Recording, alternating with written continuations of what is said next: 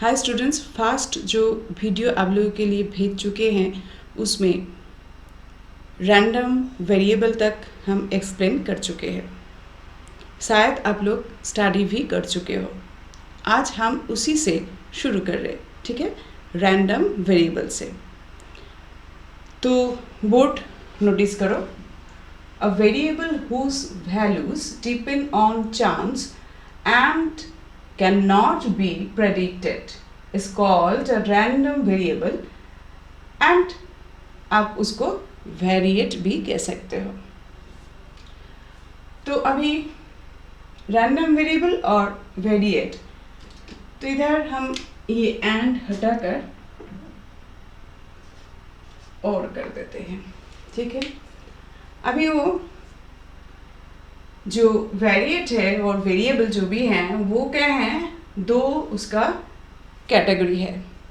एक है continuous variate और एक है डिस्क्रीट वेरिएट। कंटिन्यूस वेरिएट में इसका डेफिनेशन इधर मिलेगा और डिस्क्रीट वेरिएट का डेफिनेशन इधर मिलेगा। कंटिन्यूस वेरिएट क्या है, it can take on any value at any point within a specific interval। तो क्या समझे? अभी वो क्लियर नहीं होगा तो इसमें थोड़ा देखो। Example, height of an individual. तो एक इंडिविजुअल, आपका ही हाइट सोचो, तो हाइट क्या है? हाइट क्या है सेंटीमीटर में लेने से, सो एक इंटरवल रहता है जो इस एज का एक लड़का नहीं तो एक लड़की का हाइट इतना हो सकता है। सो एक इंटरवल हम पहले से ही सोच सकते हैं। एक हम स्पेसिफिक इंटरवल, एक स्पेसिफिक लिमिट हम सोच सकते हैं। एक लड़की होने से मानो 5 साल का एक लड़के का कितना हाइट होना चाहिए, 5 साल का एक लड़का का कितना हाइट होना चाहिए। सो हाइट तो बहुत कुछ हो सकता है। तो एक हम स्पेसिफिक इंटरवल सोच लिए, मन ही मन सोच लिए, तो उसी 5 साल का जितना भी लड़का है सबको हम पूछ रहे, नहीं तो सबको हम लेकर मेजरमेंट कर रहे, उसका हाइट क्या है। तो आप देखिएगा किसी का अलग अलग आएगा, किसी का पॉइंट वैल्यू भी आ सकता है। सो इधर हम एक एग्जांपल ले हैं, height of an individual have any value at any point between से 59 to 65। तो क्या है 59, एग्जैक्टली 59 इंचेस हो सकता है। ऐसा भी हो सकता है 62.3 इंचेस हो सकता है, 65.7 इंचेस हो सकता है और 65.6823 इंचेस भी हो सकते हैं। नोटिस करो ये जो नंबर है 59, 59.1, 59.2, 59.3 कुछ भी हो सकता है। मतलब क्या, कंटिन्यूस वेरिएबल और कंटिन्यूस वेरिएट में क्या होता है, वो ऐसा वैल्यू भी आ सकता है, ऐसा पॉइंट माने डेसिमल वैल्यू भी आ सकता है। तो कोई भी नंबर इधर आ सकता है। जैसे वेट, आपका वेट एग्जैक्टली मानो 30 kg होगा, क्या 35 kg होगा, कोई नहीं बता सकते हैं। सो 35.75 भी हो सकता है। क्या होगा, क्या है, कुछ भी होगा। तो क्या है, एक स्पेसिफिक इंटरवल में होगा। जो आपका हाइट इतना है तो आपका वेट इतना होना चाहिए। तो एक इंटरवल, स्पेसिफिक इंटरवल है, उस बीच आपका हाइट होना ज़रूरी है। लेकिन ऐसा नहीं है जो एकदम एक सेपरेट नंबर आएगा, एक क्या है इंडिविजुअल नंबर आएगा, एक इंटीजर नंबर आएगा, ऐसा नहीं है। कोई भी नंबर आ सकता है, ठीक है, डेसिमल वैल्यू भी आ सकता है। तो इसी हिसाब से जैसे temperature, size of agricultural holding, तो जो ज़मीन है, वो जो लैंड है, वो भी आप उसका साइज कुछ भी हो सकता है। हमेशा एकदम राउंड फिगर में आएगा ऐसा नहीं है, 59 ऐसा नहीं है। तो एक एक का एक एक यूनिट होता है, वो अलग बात है। लेकिन क्या है, जो वैल्यू आ रहे, वैल्यू क्या है, अलग अलग वैल्यू वो ले सकता है, लेकिन कोई पर्टिकुलर वैल्यू लेगा ऐसा नहीं है। सो इधर हम देख रहे हैं it can take on any value at any point within a specific interval. Specific interval का अंदर कोई भी वैल्यू वो ले सकता है। ऐसा एक वेरिएबल हम सोच सकते हैं जो वो उस इंटरवल का अंदर कोई भी वैल्यू वो ले सकता है। हम अभी इधर आ रहे हैं, डिस्क्रीट क्या लिखा है, it can take on only certain, नहीं तो आप बोल सकते हो isolated values within a interval. So within an interval, इसमें आपको नोटिस करना है, इधर क्या था स्पेसिफिक इंटरवल, एक स्पेसिफिक इंटरवल है, इधर भी ऐसे ही है एक इंटरवल। इस इंटरवल के अंदर आपको क्या है, एक आइसोलेटेड वैल्यू लेना है, जस्ट एक ही वैल्यू, आइसोलेटेड वैल्यू। सो मानो अभी वो क्लियर नहीं हुआ, इधर नोटिस करो, नंबर ऑफ चिल्ड्रन पर family, number of workers in a factory, number of patients in a hospital, family size of family size क्या है, आपका फैमिली साइज, आपको पूछा कि आपका फैमिली साइज क्या है। घर में मानो आप, आपका मम्मी, आपका पापा और आपका छोटा एक भाई है, तो आप क्या बोलोगे 3.5, फैमिली साइज 3.5 कभी नहीं होता है। सो आप, आपका मम्मी, आपका पापा और आपका एक छोटा भाई, तो टोटल 4, फैमिली साइज क्या है आपका 4, कभी 3.5 नहीं होगा, 4.5 नहीं होगा, 4.75 नहीं होगा, ओनली 3, 4, 5, 6, 7, 8 ऐसा सब इंडिविजुअल वैल्यू, आइसोलेटेड वैल्यू, एक सर्टेन वैल्यू आएगा। तो ये गया। उसके बाद division obtain bye a student in an certain examination, कोई भी एग्जामिनेशन में, जैसे आप कहें किसी को पूछते हैं जो आपका मार्क्स कैसे आया, तो बोल रहे जो फर्स्ट डिवीजन, कोई कह रहे जो सेकंड डिवीजन, कोई कह रहे थर्ड डिवीजन। सो 1.5 डिवीजन तो होता नहीं है, 1.75 डिवीजन होता नहीं है। So first division, second division, third division, fourth division, fail division, जो भी हो ठीक है, तो ऐसा ही है। So number of phone calls in a day, एक दिन में कितना फोन कॉल हुआ है ये। नंबर ऑफ लाइक्स, तो नंबर ऑफ लाइक्स क्या है, कितना लाइक आपका जो पेज है, आपका जो फेसबुक पेज है, उसमें आप कुछ फोटो अपलोड कर रहे हो, तो उसमें लाइक कितना हुआ ये सब आप देखते हो, तो वो क्या है, वो पॉइंट में नहीं आता है। ठीक है, तो इसमें आप थोड़ा तो एग्जाम्पल देकर थोड़ा बहुत समझे, सोर्सेस ऑफ डेटा लेकर थोड़ा डिस्कस करेंगे। तो हम क्या है, डेटा कलेक्ट करते हैं, कहाँ से कलेक्ट करते हैं, कैसे कलेक्ट करते हैं। तो सोर्स, ये वर्ड सुनकर तो पता चल रहा है जो हम कौन सा तरीके से, कहाँ से वो डेटा कलेक्ट करें। तो सोर्स का ऊपर क्या है, डेटा को, सोर्स को देखकर डेटा को 2 कैटेगरी में डिवाइड किया गया है।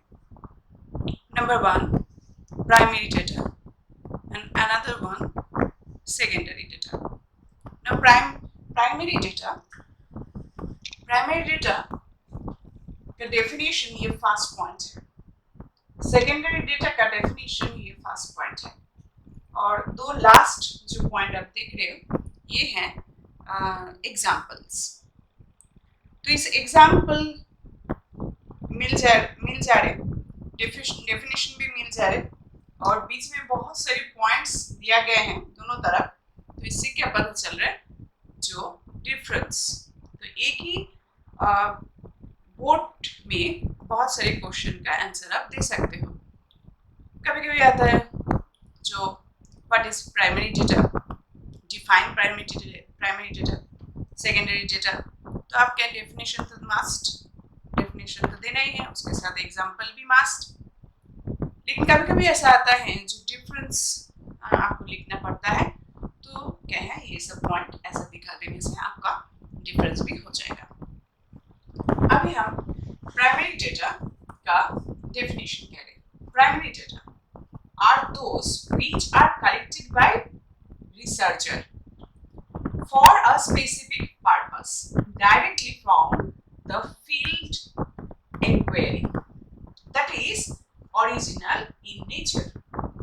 अभी इधर थोड़ा एक्सप्लेन कर देते हैं। आपका पर्पस, आपका नहीं तो मान लो मेरा ही पर्पस, तो मेरा पर्पस क्या है, जो कॉलेज, मेरा कॉलेज में जितना स्टूडेंट्स है उसका लास्ट ईयर, लास्ट एग्जामिनेशन में वो जितना भी स्टूडेंट्स है तो उसका जितना सब्जेक्ट्स है, सो हर स्टूडेंट हर सब्जेक्ट में कितना मार्क्स लिया है, कितना मार्क्स आया है, वो स्टडी करना। और उसके साथ कुछ रिलेटेड क्वेश्चन भी हम दिमाग में रखे हैं जो हम पूछेंगे। तो मेरा पर्पस फुलफिल करने के लिए हम कहाँ जाएंगे, फील्ड में जाएंगे। क्यों? इंक्वायरी करना है। किसको? स्टूडेंट को। तो ये सब क्या है, दिमाग में रख कर एक रिसर्चर क्या है वो जाता है, कहाँ? फील्ड में जाता है। तो फील्ड में जाता है और उसका एक पर्पस रहता है, उसका टारगेट रहता है। वो जानता है मुझे कोई थीसिस लिखना है, नहीं तो उसका कोई आर्टिकल करना है, कुछ करना है, उसका पर्पस हो जाता है। उसी पर्पस में क्या है वो फील्ड में जाकर इंक्वायरी करता है। ठीक है, तो ये क्या primary data. Actually primary data क्या है, ओरिजिनल डेटा, और जिसका आप कह सकते हो fast hand data. Now secondary data, secondary data are those which have already collected by someone for his own purpose and then available for use by others for their purpose. अभी क्या है, जो मेरा, मानो मेरा एक पर्पस है, मेरा एक पर्पस है, लेकिन क्या है, हम किसी और रिसर्चर का डेटा जो क्या है ऑलरेडी पब्लिश हो चुके हैं, उसी पब्लिश किया डेटा को हम यूज कर रहे हैं। तो क्या है, वो जो रिसर्चर को किए थे, उसका वो जो इंक्वायरी किए थे, उसका खुद का पर्पस के लिए वो डेटा उसको खुद का पर्पस के लिए यूज किए थे, लेकिन बाद में पब्लिश हो जाने के बाद मुझे मिल गया, तो शायद मेरा दिमाग में भी कोई ऐसा ही सिमिलर कोई टॉपिक चल रहा था, तो हम क्या है उसी पब्लिश डेटा को हम यूज करें मेरा पर्पस, मेरा कोई अलग पर्पस।